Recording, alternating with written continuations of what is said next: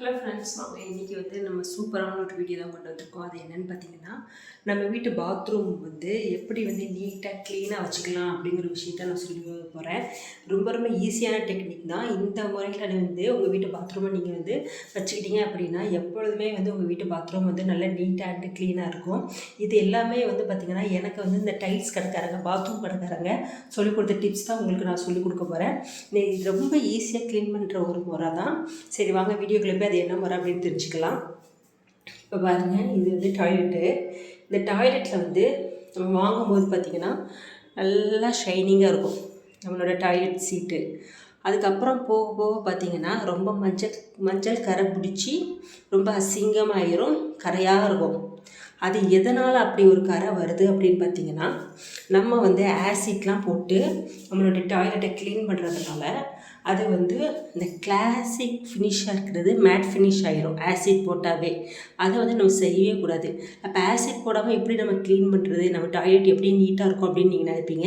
அதுக்கு தான் நீங்கள் இந்த முறையில் நீங்கள் க்ளீன் பண்ணிங்கன்னா டாய்லெட் எப்பொழுதுமே சுத்தமாக இருக்கும், நீட்டாக. நம்ம அப்படி ஸ்ட்ரெயிட்டாக என்றைக்குமே ஆசிட்டை ஊற்றி ஊற வச்சு கழுவவே கூடாது.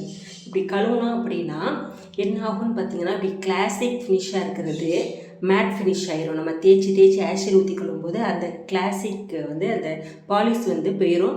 அது மேட் ஆயிரும். அதனால் நிறைய கரை சேரும். நம்ம ஆசிட் போட்டு கழுவுனா தான் நம்மளுடைய டாய்லெட் நீட்டாக இருக்கும்னு நினச்சி நம்ம செய்கிறோம்.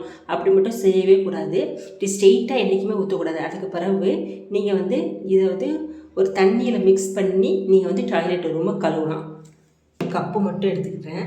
இந்த கப்பில் நான் எடுக்கக்கூடிய பொருள் என்னென்னு பார்த்தீங்கன்னா, இப்போ நீங்கள் யூஸ் பண்ணுற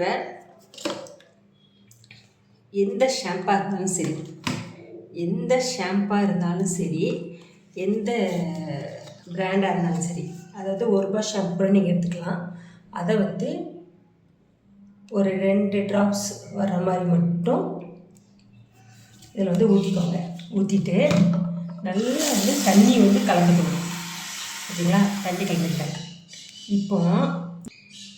இப்போ இதோட நான் என்ன சேர்க்க போகிறேன்னு பார்த்தீங்கன்னா, நம்ம யூஸ் பண்ணுற எந்த டாய்லெட் கிளீனராக இருந்தாலும் அதையும் நான் ஒரு 2 ட்ராப்ஸ் வர்ற மாதிரி, ஒரு 2 மூடி அப்படி வச்சுக்கோங்க. 2 மூடி வர்ற மாதிரி நான் ஊற்றிக்கிறேன். இந்த 2ஐயும் ஊற்றிட்டு இன்னமுமே நீங்கள் நல்லா தண்ணியை ஊற்றிக்கலாம். நல்லா தண்ணியாக இருக்கணும். இப்படி இப்போ எல்லா இடத்துலையும் படுற மாதிரி ஒரு ஸ்ப்ரே இருந்தால் கூட நீங்கள் ஸ்ப்ரே பண்ணிக்கலாம். எல்லா இடத்துலையும் படுற மாதிரி நான் ஊற்றி விட்டேன். க்ளவுஸ் இருந்தால் கூட க்ளவுஸ் போட்டுக்கோங்க. நான் குளிக்க போகிறேன், அதனால் நான் க்ளவுஸ் போடல. எல்லா இடத்துலையும் படுற மாதிரி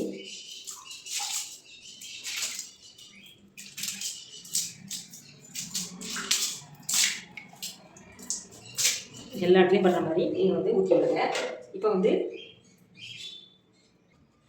இப்போ டாய்லெட் சைடெல்லாம் நீங்கள் கழுவணும் அப்படின்னா நம்ம ஷாம்பு போதும்.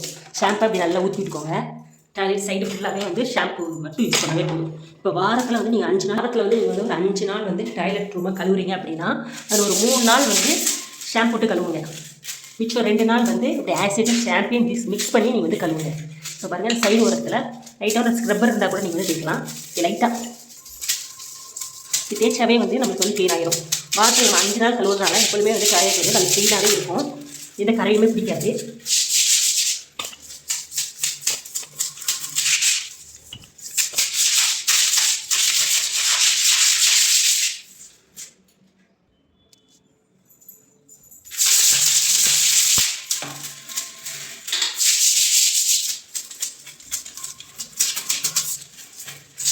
மெயினாக இந்த கார்னரில் தான் நமக்கு நிறைய அனுபவிச்சு பிடிக்கிற கரை எல்லாமே இது உள்ளே நல்லா தேய்ச்சி விடுங்க. நான் டைல்ஸ் அந்த மால் டைல் எப்படி க்ளீன் பண்ணணும் அப்படின்னு 100 நாளைக்கு ஒரு வீடியோவே நான் போடுறேன். பாருங்கள், இந்த சைடு ஒர்க்கில் நல்லாவே கழியாச்சு. இப்போ டாய்லெட்டில் இப்படி கழுவி விடுங்க. ஆசிட் போட்டால் தான் டாய்லெட் நல்லா நீட்டாக இருக்கும்னு நினைக்காதீங்க. இப்படி கிளம்பினாவே டாய்லெட்டில் எந்த ஒரு கிருமி இல்லாமல் சுத்தமாக இருக்கும். ஆசிட் போட்டால் என்ன ஆகும்னு பார்த்தீங்கன்னா, அது இந்த ஆசிட் நம்மளுடைய டாய்லெட்டை சீட்டு நம்ம டைல்ஸு எல்லாத்தையும் நாசம் பண்ணி விட்டுரும். அதனால் எப்பொழுதுமே ஸ்ட்ரெயிட்டாக இன்றைக்கி ஆசிட்டை ஊற்றி பழகவே பழகாதீங்க. இப்படி ஊற்றி பழகுங்க. நல்லா தேய்ச்சி விட்டிங்கன்னா இப்போ ஊற வைக்கணும் அப்படிலாம் அவசியமே கிடையாது. நல்லா ஊற்றிட்டு ரெகுலராக கழுவி விட்டாவே நம்ம ஊற வச்சு கழுவணும் அவசியமே இல்லை. இல்லை ரொம்ப நாள் ஆச்சு ரொம்ப கரையாக இருக்குன்னா ஒரு 10 நிமிஷம் ஊற வைங்க. பாருங்க இப்போ வந்து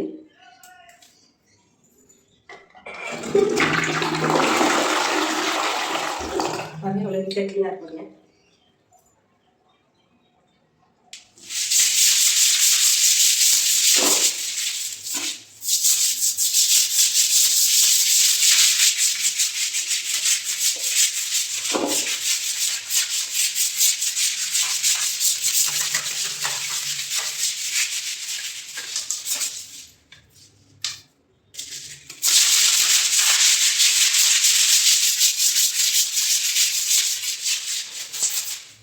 கழுவும் போதே வந்து இந்த வாலோட இந்த கிளி பதிவை வந்து ஏன்னா இங்கே தான் வந்து கரைச்சி இந்த இடத்துலையும் திருத்த மாதிரி வச்சு லைட்டாக தூக்கி கொடுங்க.